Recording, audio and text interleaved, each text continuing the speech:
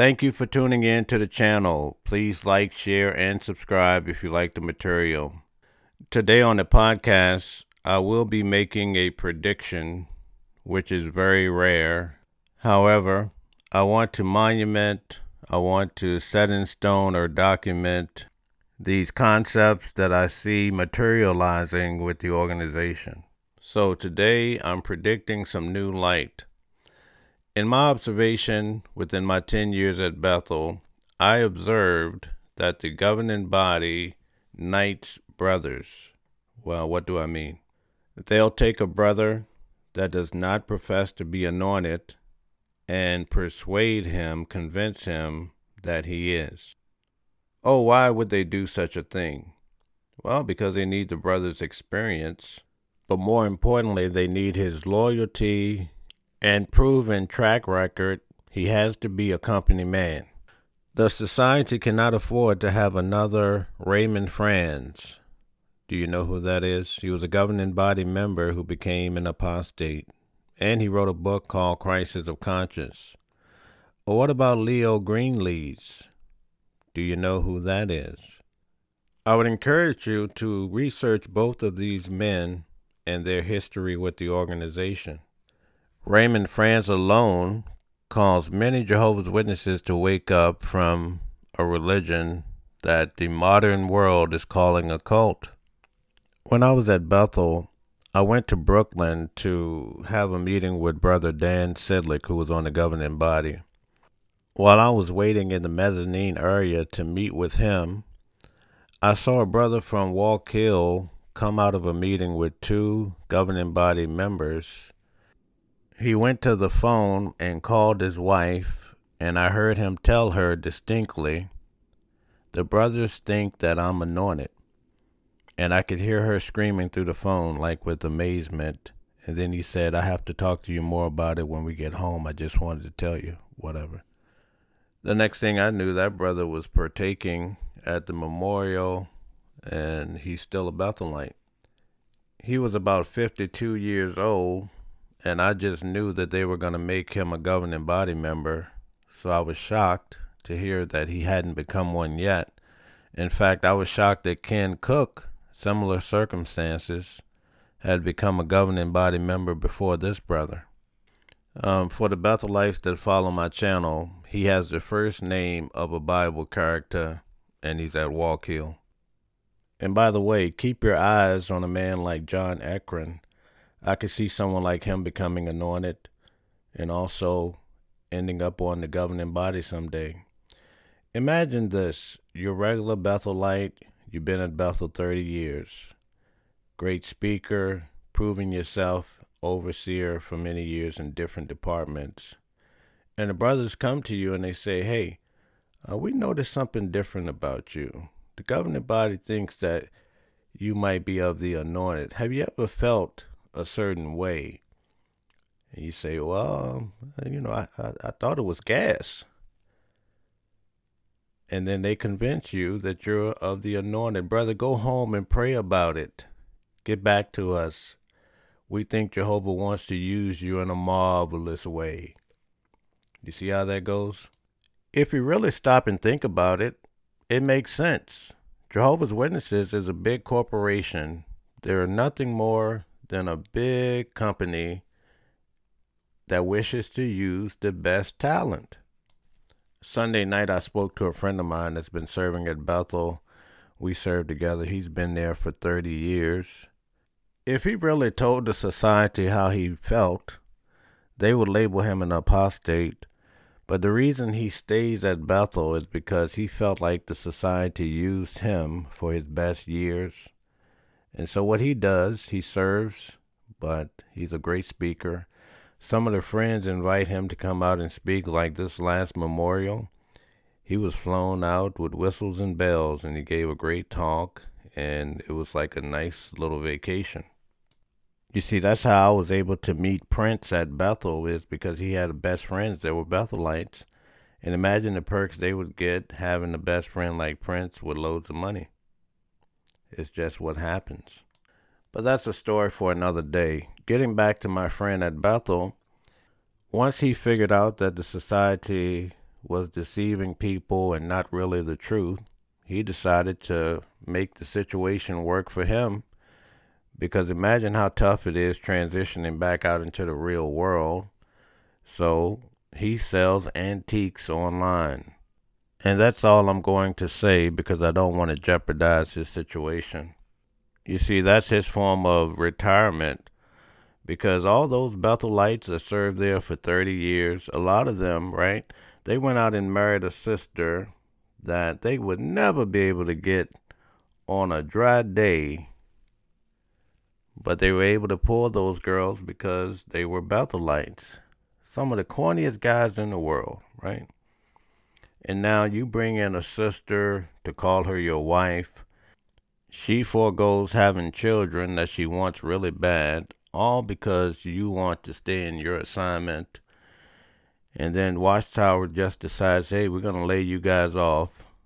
And now you're in your 50s. Very difficult to have children at that time. And you have no retirement, nothing to fall on. So this dear brother is working on that so that the fall is not so great. He could have a soft landing. But anyway, the brother was telling me that right now on the governing body, now this is a rumor, Bethel rumor, that there's big contention among the governing body members, namely Anthony Morris and Sam Hurd. See, I was at Bethel before Stephen Lett and Sam Hurd became governing body members. In fact, I was at Bethel before they came to Bethel. And I remember at least Sam Hurd, I think both of them went to the services department. And according to the word on the street is that Anthony Morris back in that time tried to throw a little weight around on Sam Hurd. But lo and behold, Sam Hurd became a governing body member. So imagine that. You see, it's no fun when the rabbit gets the gun. So Anthony Morris became a governing body member and the tension came right along with him. I'm told especially because both of these men have military background. Allegedly, according to my friend that's still at Bethel, there was a young brother that was yelled at by a governing body member on a Saturday night. And from what I'm being told, the young brother became distraught because he thought that the governing body member was intoxicated. To make a long story short, this young brother was sent home to his family. Apparently, he wouldn't stop talking about what he saw and he wanted justice. Remember in a previous video, I shared how I saw a governing body member intoxicated back in the early 2000s, but I was smart enough not to say anything about it. See, this is for the Bethelites that follow my channel. When I first came to Bethel, I was looking at everything through the eyes of the Watchtower, figuring that that's what the reality would be, right? So when I had brothers yelling or I felt a brother was prejudiced and I tried to report it, I learned very quickly just to keep your mouth shut. You see, when you go to Bethel, you have a table head. So when you go to morning worship, he's the head of the table. He's a Bethel elder that's responsible to look after your spirituality, at least from the morning worship standpoint, right? You had the presiding overseer, which was called at the time. That's in your congregation. Mine happened to be a Bethel elder, right? Longtime Bethelite. You have your work overseer. He's a Bethel elder, usually a longtime Bethelite. And then in the building in which you lived, I lived primarily in the E building, you have the home overseer. So he overlooks the house. And just as a quick side point, the home overseers, they make sure that the housekeepers, when they clean your dressers and your desk, they tell them to clean that top lid. And so when they pull out that drawer to clean that top lid, they're looking to see what you have in your drawer. There was a brother on my crew that the housekeeper did just that. She was cleaning out his dresser, and she saw that he had the Dave Chappelle collection, the one that Dave Chappelle is way out of pocket and cursing and all that. Next thing you know, two elders, the home overseer and another elder, was talking to that brother, And they questioned him for a long time. Why on earth would you have Dave Chappelle? And he came up with some story, but they made him throw it away. He disavowed to ever do it again, and he was able to stay at Bethel. I probably should have stated that better, but it's what it is. So getting back to my Bethelite friend, he told me that recently there was a video by Sam Hurd, and he made some joke about Tony Morris or military. I don't know what it was, but I didn't get a chance to see it. And that backfired really bad. So evidently there's something going on. If you know which video he was talking about, please do share. After being at Bethel for 10 years, I'm not a big fan of watching the videos and doing rebuttals and all of that. You see, at Bethel, we had to attend morning worship at 7 a.m. each morning, Monday through Saturday. And Monday through Wednesday was always from the primary complex. Thursday would always be from your local complex. So for me, that was always Walk Hill. And many times they used the brothers, these old brothers that were probably founding fathers of the farm. And you should just hear them. Brothers, welcome to morning work. It's just too much. And then on top of that, sometimes for breakfast, we'd have 7-grain cereal. So it's a cereal. It's very similar to oatmeal, but it has 7 different types of grains in it. And Bethelites would often call it bird seed. So imagine hearing that type of talk and eating bird seed. It's enough to drive a person insane. And by the way, they would serve boiled eggs with that. So getting back to what I was saying, you have 4 overseers usually as a Bethelite: table head, congregation overseer, work overseer. In the building that you live in, you have a home overseer, right? So I happen to have one in the mix that was, according to the world standards, he was a racist. And everyone knew that he was a racist. So I was at Patterson for the Bethelite Appreciation Day or something. We were doing these tours. And so I said, let me talk to Sam Hurd. And I proceeded to just briefly talk to him about the scenario. And he says, brother, wait on Jehovah. And that was basically his advice. While I was there, I also talked to Leon Weaver, and I told him what was happening. His advice was this. He says, just go to the brother and tell him, hey, your talk was so enthusiastic. How can I be more enthusiastic? Oh, brother so-and-so, you have on a great tie. So he was basically trying to encourage me to shuck and jive like Amos and Andy. So I tested out what he said, and lo and behold, it worked. And I soon discovered that's how most black brothers advance at Bethel. So with all that background and backdrop, I bring you to my main point to try to help you understand my prediction. See, I used to be an attendant at the annual meetings, and often when they take those votes, a lot of people who are anointed would show up. I remember one year, I actually prayed to Jehovah. I said, Jehovah, please let me meet a sister that's anointed that looked like my grandmother, that had brown skin. I mean, nonetheless, I never seen any Indian, Chinese, Japanese, you name it. It was predominantly white people. Well, that prayer wasn't answered. However, the fact that Jehovah added an additional 4 white guys to the governing body, I took that as an answer in a way. In fact, when I grew up down south, Sister Cantwell was in my congregation. She was a white sister that was anointed. That was the first anointed person that I met. At Bethel, there were many. However, none of them, not one black sister. In fact, in addition to Sam Hurd, there was one other anointed brother that I spoke of, black brother, in a previous video, and they painted a picture that he was a little crazy. When they had the layoffs of the Bethelites, he was the first to go. See, when I first came to Bethel, there were 8 members of the governing body. Not one of them were black. No Indian, no Japanese, no Chinese, no African. Jehovah had primarily favored the Caucasian race to lead his organization out of New York.